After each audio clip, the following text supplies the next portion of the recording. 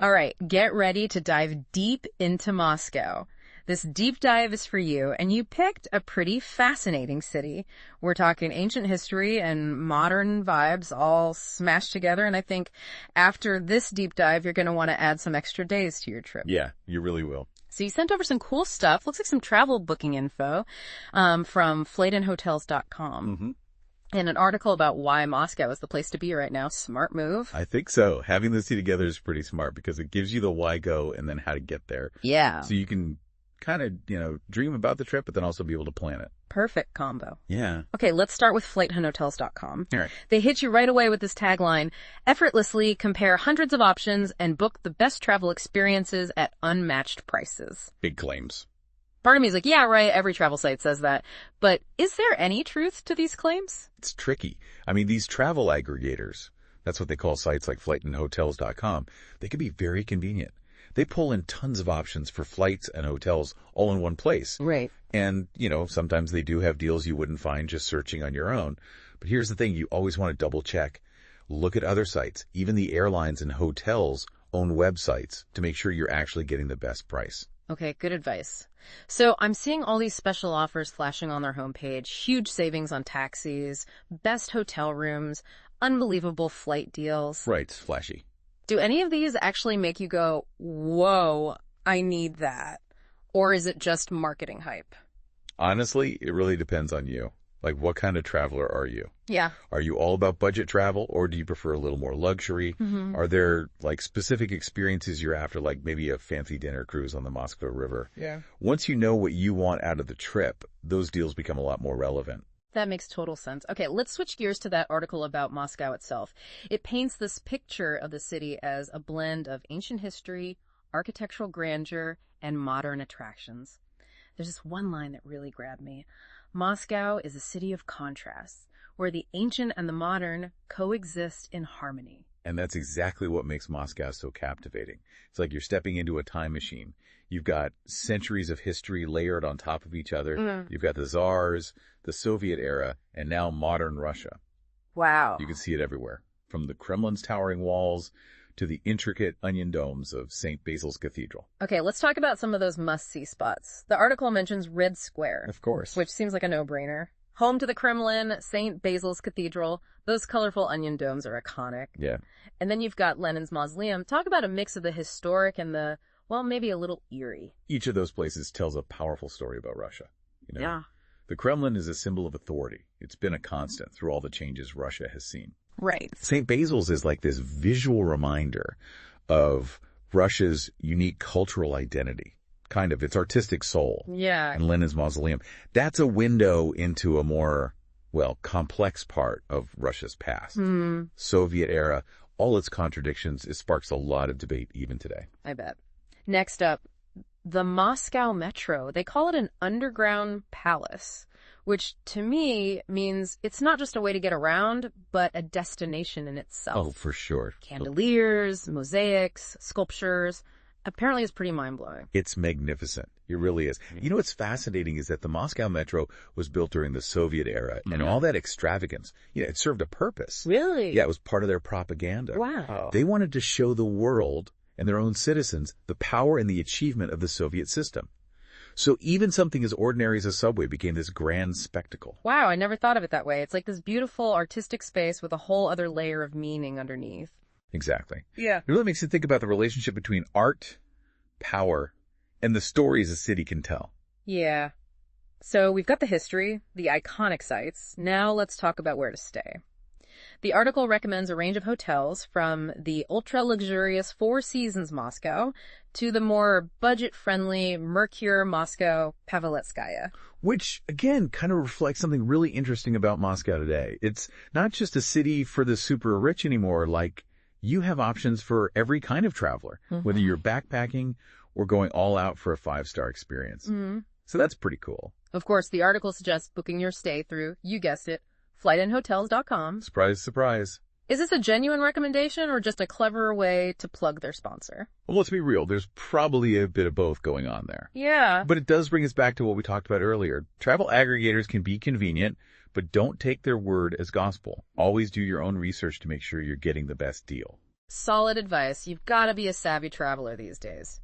So we've talked about the sites, the accommodations, the need to be a comparison shopping ninja. But what I'm really curious about is, what's it actually like to be in Moscow? What's the vibe? Imagine this. You're walking through Red Square, surrounded by these massive historic buildings.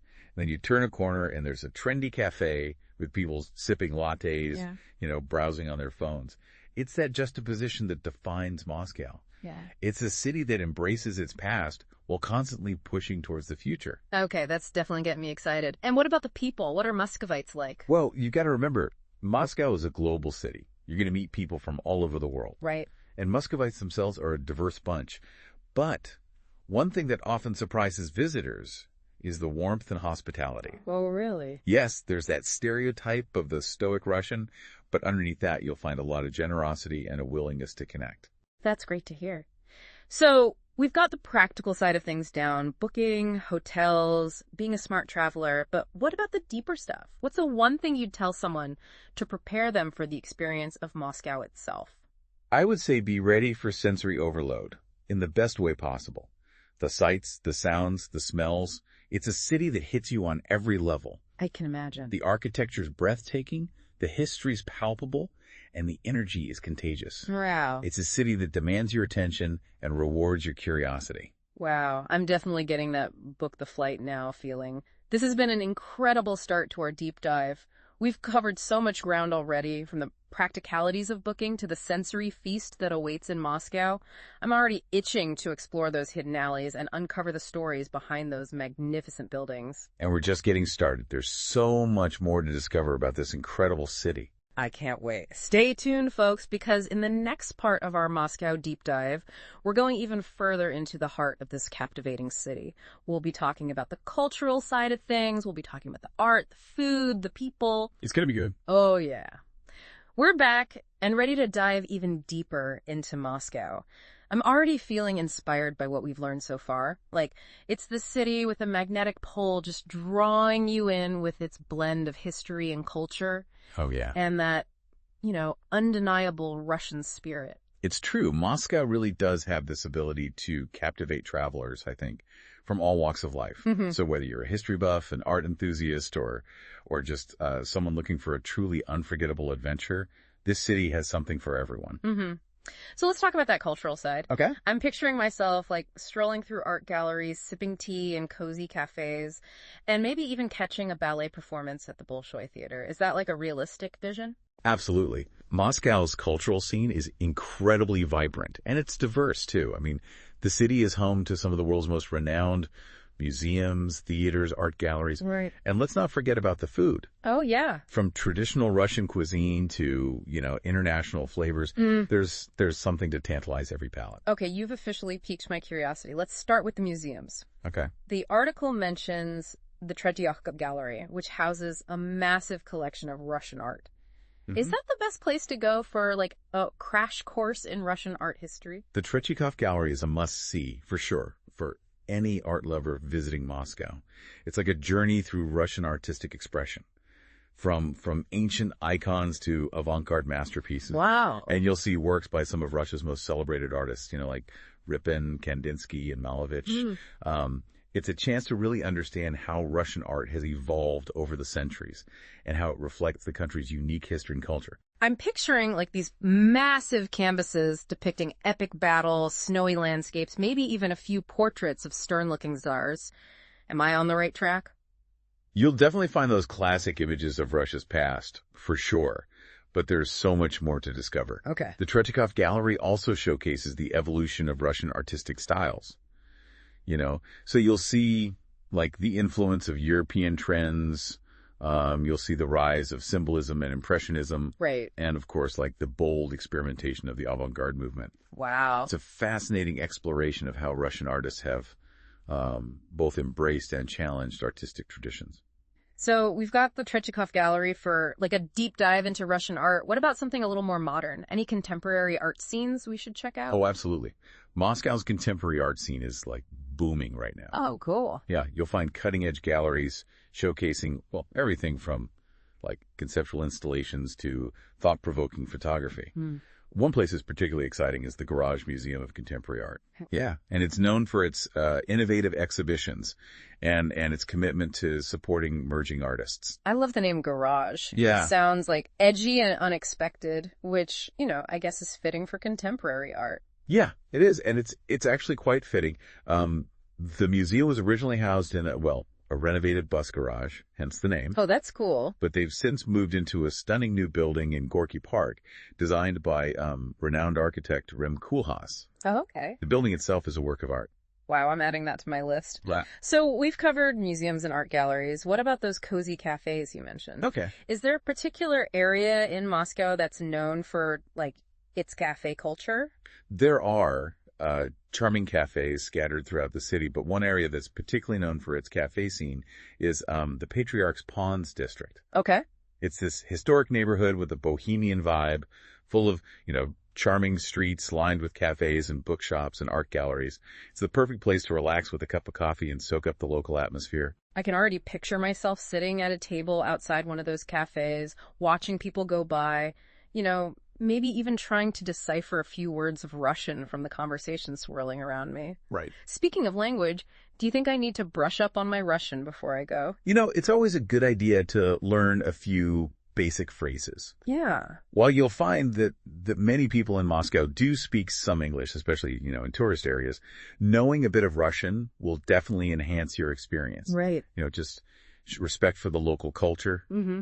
And it can open doors to more authentic interactions with people. I'm gonna try to learn at least a few key phrases. I always find that even a little effort goes a long way in connecting with people, when you're traveling. Oh, for sure. Okay, so we've talked about art, cafes, and the importance of at least attempting to speak the language. Yeah. Now, let's talk about food. What are some must-try dishes in Moscow? Oh, where do I even begin? Russian cuisine it's hearty, it's flavorful, and it's full of history. Yeah. One dish you absolutely have to try is borscht. Okay. It's a traditional beetroot soup. It's both delicious and comforting. Borscht. I've heard of that. Yeah. But I've never actually tried it. What's it like? It's a rich, savory soup with a beautiful deep red color from the beetroot. And it's usually served with a dollop of sour cream and some fresh dill. Mm-hmm. It's the perfect meal on a cold Moscow day. Okay, I'm sold. What else should I add to my culinary to-do list? Another classic is pelmeni. Mm-hmm. And those are small, savory dumplings filled with, meat or cheese. They're similar to Chinese dumplings. Yeah. But with a distinctly Russian flavor. Mm-hmm. And for something a little sweeter, you have to try medovik. Okay. It's a traditional honey cake that's incredibly decadent and delicious. My mouth is watering already. So it sounds like there's no shortage of culinary adventures to be had in Moscow. And you mentioned that there are also plenty of international options. Absolutely. Moscow is a global city, so you'll find cuisine from all over the world. There are excellent Italian restaurants, sushi bars, Indian eateries, everything in between. Yeah. You can truly embark on a culinary world tour without ever leaving Moscow. This is fantastic. I'm starting to feel like I need to plan a month-long trip just to experience all the amazing food and culture Moscow has to offer. But let's be realistic. Right. Most of us don't have that kind of time. Yeah.